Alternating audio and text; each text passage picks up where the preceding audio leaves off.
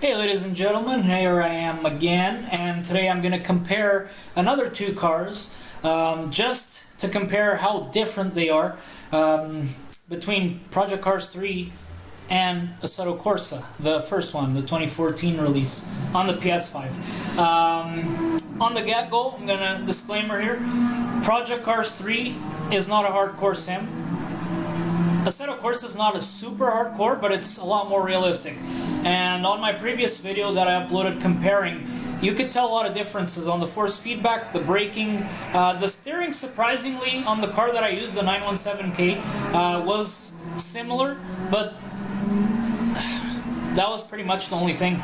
The tracks are similar, everything else similar except for braking. Force feedback, road effects are next to none on Project Cars 3. And yeah, so AC is a clear winner by far, but everyone already knew that. Today, I'm going to do the same kind of thing, but I'm going to take the 919 Hybrid, the Porsche 919 Hybrid, on both games at the Nordschleife and compare. Obviously, I'm probably going to do a better time on Project Cars 3 because of the braking. Like I said, you can brake. If I need this much space to brake on Assetto Corsa, I probably only need this much to brake on Project Cars 3. So, not very realistic in the braking department. But, to be fair, I'm going to go with high grip, because that's how everyone would take their tires, like the best tires possible. And I'm going to go ahead and test this out and see how it drives, and then I'm going to compare the other car. This car is beautiful. Before we go, we'll take a good look at it again. Like, even the paint job is crazy. Man, it's too bad these aren't allowed on the road. Sound-wise, that's the other thing. The other car on the previous video did sound much better on Assetto Corsa as well. This sounds great here, but let's see how it behaves. I don't know if I could use the actual electric power on the electric boost, I say, on Assetto Corsa, so I'm going to be fair and not use it here. I'm just going to go straight up this way, and then on the other game, if it does have the electric boost, I'm not going to use it either. So let's go ahead and test this out. I have no assists on, by the way. No assists at all. No ABS.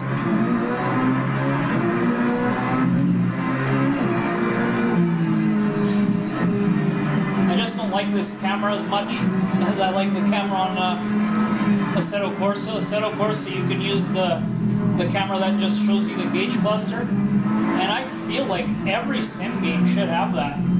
This one, I have to like tweak my field of view to get what I wanted, which was that. This is as good as it gets. Project Cars 2, you can adjust the height as well. On this one, you can't, so that's a bummer.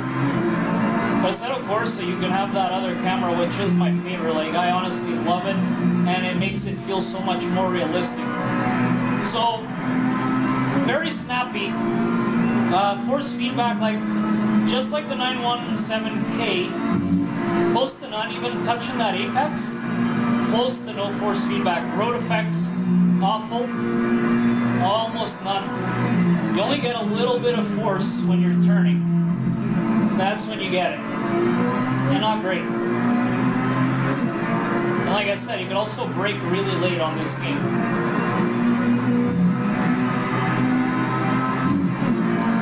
Really late. Whoa, I turned a little too sharp there. Like I said, yeah, the turning is a little too much. Last time I actually tried this car here, I did the same mistake right there. Very snappy, so it turns almost a little bit too much. Doesn't feel realistic. It's almost like you're trying to get your car to drift. That's how it's feeling to me. I think the 917K mimicked reality a lot better on this game. This one is feeling way too snappy, and I already know it's gonna feel so much different on Assetto Corsa. I mean, keep getting the names mixed here, but I know it's gonna be much different on that game. Like, a big difference. Doesn't help that the force feedback is so light and crappy on this. Project Cars 2 has much better force feedback.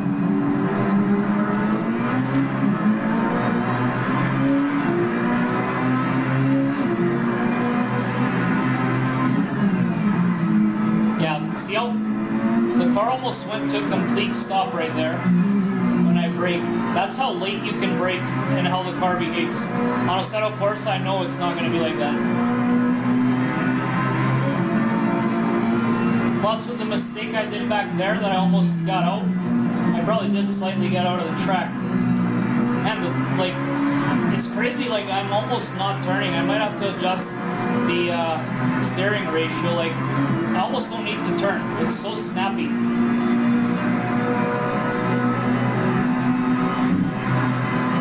Like I said, I'm not using the electronic boost, so I could have gotten much more speed here.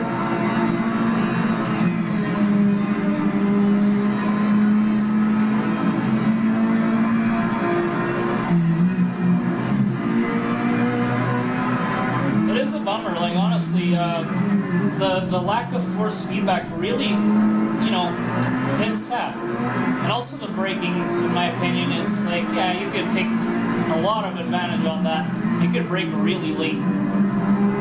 Means if I probably spent a bunch of time with this car doing a bunch of laps here on this game, I would probably do a pretty good time. I think the last time I did like 6 minutes 30, but I could probably get into the high 5s or even low 6s if I put the time and like the practice in with the car. Because most times you have to practice. No one's born a hero.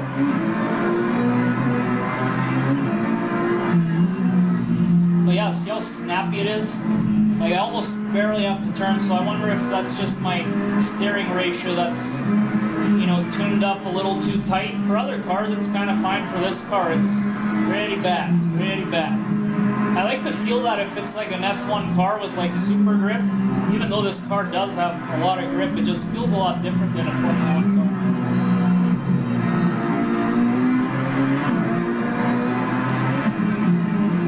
I don't want to spin out.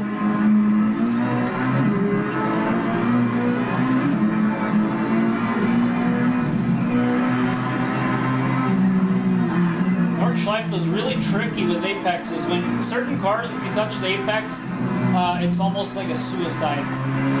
You are probably going to spin out, or things are not going to go well for you. See, right now, like this car is staying, but I don't know if I don't think on AC that'll get away with that. I kind of feel like I would have crashed by now. I also feel like if I had better force feedback, this would feel so much better. I'm not going to say that it's horrible, but it's not great.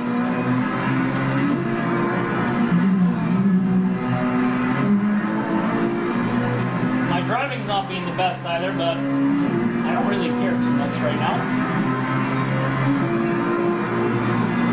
So right now I could use the boost, but because I don't think the other game, it probably has it, but I believe it's like automatic on the car, it just engages by itself. Because I have tried the 919 before a while ago on Assetto Corsa. Top speed as well, 291 right now, and it's kind of stuck on that. I wonder if I lower gear. No, that's as good as it's gonna get. I'm probably gonna do like the 630 again, something similar to that. Oh yeah, probably not even that. Probably worse.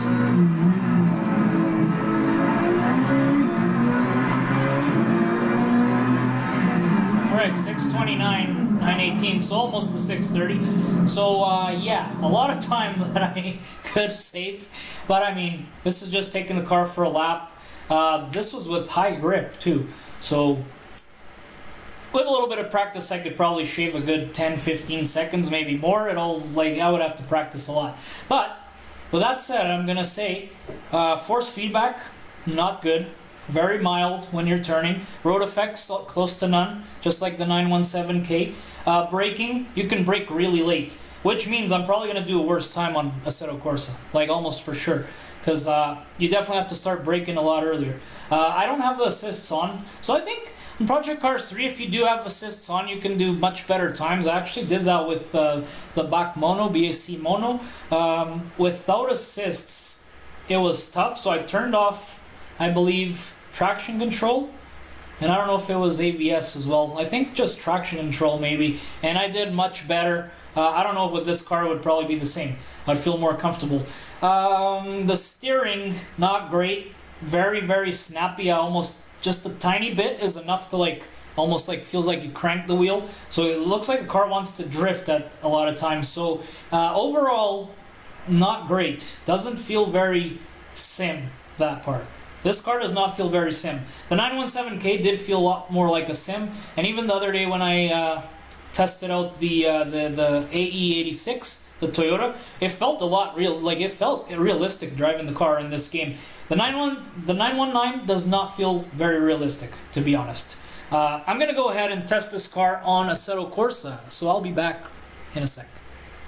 Alright, so I'm back with the 919 Hybrid 2016 model on Assetto Corsa. Same track, obviously. Here I can actually see the proper specs. 900 horsepower this thing has, with only 875 kilograms, so it has more than 1 horsepower per kilogram, which is insane. Acceleration is 2.2 seconds from 0 to 100. I believe that is crazy fast. Crazy fast. I think the new Tesla Roadster will beat that. It's like 1.8 or 1.9 seconds. And yeah, for my settings, I'm gonna have things as factory and all the other stuff off. And let's go in. Similar weather, everything very similar, and let's see the difference. I did, what was it, 6 minutes 29, almost 6 minutes 30 on Project Cars 3. I want to see what I can do here. I did put high grip.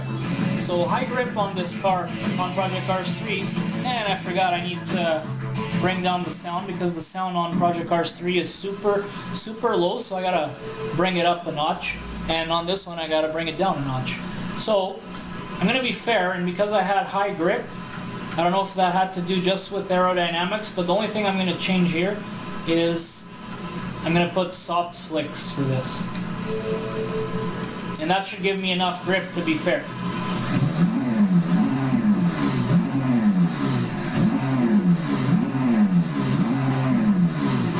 Sound-wise, they don't sound very similar. The paint job is pretty much the same. But I want to say this sounds better as well. Where's my favorite camera? Oh, it was that one. I want to say it sounds better here. Not by much. So they probably nailed the sound pretty close. This does sound better. Alright, let's get going.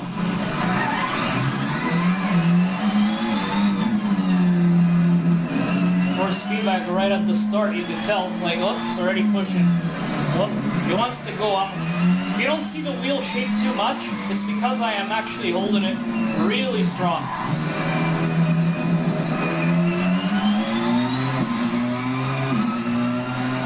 Oh man, it's night and day. Oh yeah, the sound right now, you can actually hear the hybrid system kicking in, and wow, it's just a different kind of immersion. Super responsive, but like the turning feels fair. It's not like snappy like I want to drift, but I already expected that.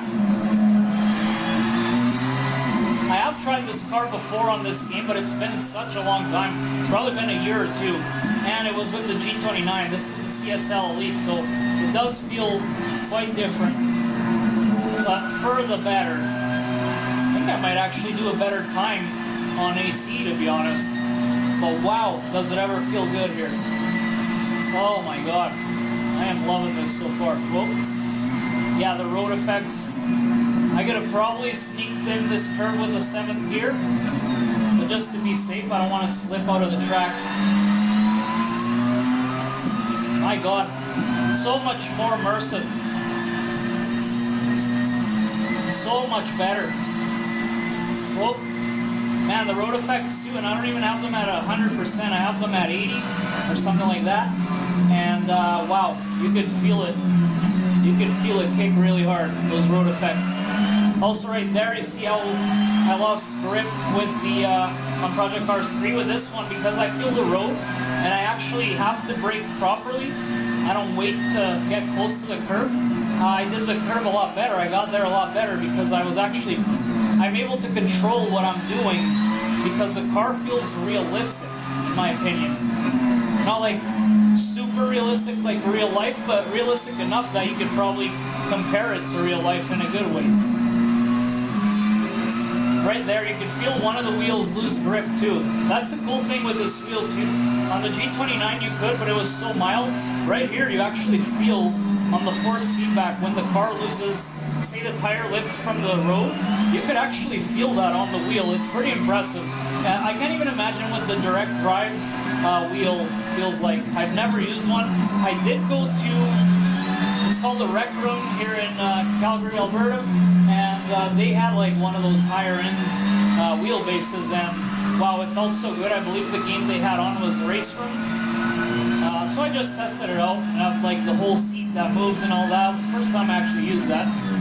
The only thing that moved before that I've used was a flight simulator, because I work for an airline, so I did part of one of the things I trained called brake riding was to go to the flight simulator, and it's this super expensive machine.